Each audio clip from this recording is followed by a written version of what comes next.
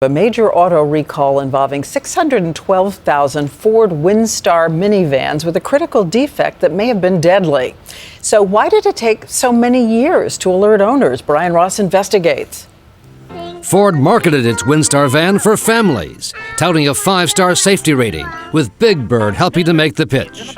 But there was a serious hidden problem with the Windstar van and the rear axle bar that turns the wheels, a problem Ford took years to do anything about. Because of a design defect, the rear axle in the 1998 to 2003 models can snap in half unexpectedly, leading to more than 800 reported incidents, including this fatal accident outside Boston just 2 months ago. The driver, 28-year-old Sean Bowman, was killed, about to go pick up his children. They asked, "Well, when's Dad going to get here to get us?" And it was heartbreaking. It was screams and crying and for hours. 1 week later, the Ford recall notice arrived at Bowman's home. If he got that recall sooner, he would have brought it into the shop. Until federal safety officials conducted this test in June, Ford had maintained there was little chance of an accident with a broken axle and no need for an expensive recall.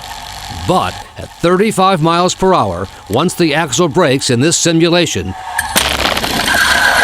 only the side stability bars seem to keep the van from tipping over, even with a professional driver behind the wheel. The federal tests were conducted only after a critical article in the New York Times, despite hundreds of incidents in the government's own database. I just don't understand how an agency that claims to be reviewing all of these complaints would have missed something like that.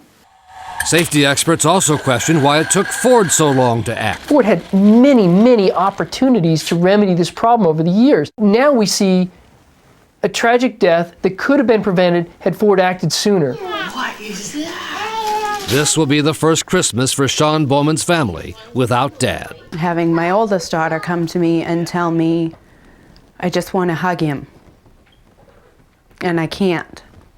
It's not right. It could have been prevented. This is an expensive recall for Ford. It has had to manufacture hundreds of thousands of new axles, and they won't be ready until next year. So far, only about 15% of the Windstar vans involved in the recall have been brought in to be fixed, meaning there are a lot of potentially very dangerous family vans on the road tonight. Everyone should check. And that test was how fast? 35 miles an hour. Just 35. Just 35. Brian Ross reporting tonight. Thank you, Brian.